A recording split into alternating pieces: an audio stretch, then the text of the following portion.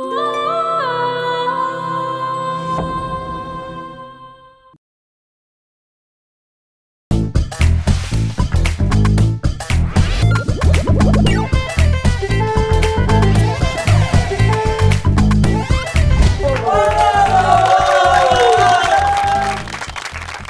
Everyone, কি অবস্থা সবার?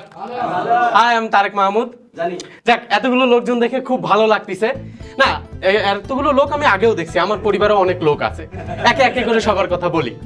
আমার দাদিরে দিয়ে শুরু করি। হ্যাঁ, আমার দাদি আমার ছোটবেলায় রাতে তারা দেখাইতে নিয়ে যাইতো আর বলতো ওইটা তো দাদা। কিন্তু এরপর আমার দাদির ক্যারেক্টারের উপর আমার সন্দেহ হইতে শুরু করছে, কারণ সে এক একদিন এক একটা তারা দেখাইতো আর ওইটা তো দাদা। আমার দাদির 12টা সন্তান ছিল।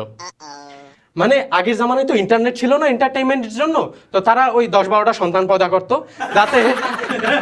যাতে করে তাদের সম্পত্তি নিয়ে মারামারি করতে দেখে এন্টারটেইন হইতে পারে।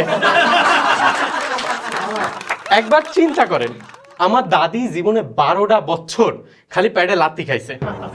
ডাক্তারের একবার এসে অপারেশন করার পর পেরেশান হয়ে দাদির পেটে একটা চেইন লাগাই দিছে।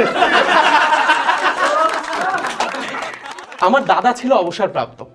দাদারে জিজ্ঞেস করছিলাম, আচ্ছা তুমি অবসর সময় কি করতা? ওই করতাম। এবার আসি আমার বাবার কথায়। আমার বাবার সবচাইতে মেন জিনিস হচ্ছে ডিসিপ্লিন মেনটেন করো। খুব ডিসিপ্লিন সে। তার যে কোনো সমস্যার সমাধান, সকালে উঠো, ভোরে উঠবি, হাঁটতে যাবি, সব সমস্যার সমাধান। বাবা আমার পেটে ব্যথা, সকালে ওঠ হাঁটতে যা, সব ঠিক হয়ে যাবে। বাবা মাথায় ব্যথা, সকালে ওঠ হাঁটতে যা, সব ঠিক হয়ে যাবে। বাবা জ্বর, গা দুর্বল, সকালে ওঠ হাঁটতে যা, সব ঠিক হয়ে যাবে। বাবা ক্যান্সার হয়েছে, সকালে উঠে হাঁটতে যাইস না দেখেই তো আজকে এই অবস্থা। এবার আসি আমার বাসার সবচেয়ে মেইন ক্যারেক্টার, আমার মা। আজকালকার বাচ্চাদের দেখবেন কি হয়, ধরেন রাস্তায় হাঁটতে হাঁটতে হঠাৎ একটু হোঁচট খাইছে, যাই মা দৌড়ায় যায়, কয় বাবু বাবু তোমার কি হয়েছে, আহারে কোথায় ব্যথা পাইছো, ডাক্তার দেখবো, কি হয়েছে কি হয়েছে। আমার মা ছোটবেলায় ধরেন হাঁটতে হাঁটতে কোথাও একটু হোঁচট খাইছি, কর আরো শয়তানি, কর আরো 2 থাপ্পড় দিয়ে, এই জন্যই তো কর কর কর কর। আমি বুঝি না, আমার মা খুবই আজব একটা ক্যারেক্টার। ধরেন আমি যদি কখনো চাইতাম, আমু 500 টাকা ধার দাও, 500 টাকা! বাবা আমরা দেখছো কত গরিব, তোর বাবার দেখ কোনো কাম কাজ নাই, আমার ওষুধ পানি নাই, ঘরে রেশন নাই। মানে আমার মা এমন ভাবে ব্যাখ্যা করতো যে মানে গরিবী রেখার সবচাইতে নিচে যে লোকটা থাকে না, আমরা তারও নিচের যাই।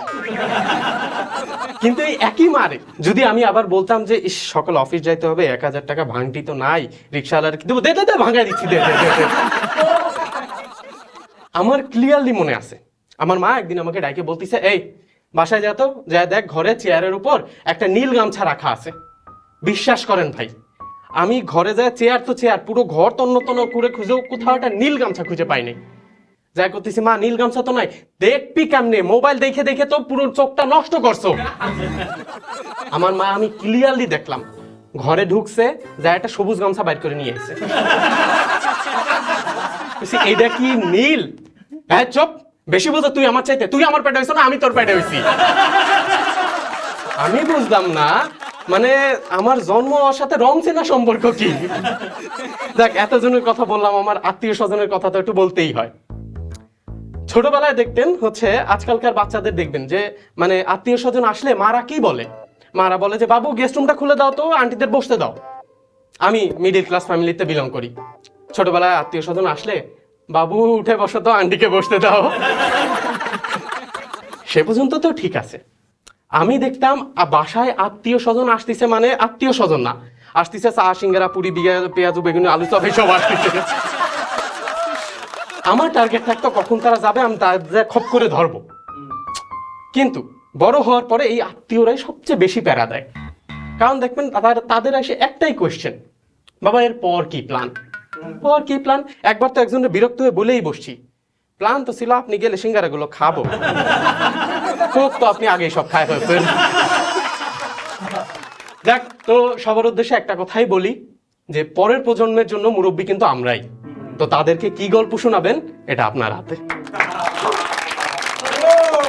Thank you.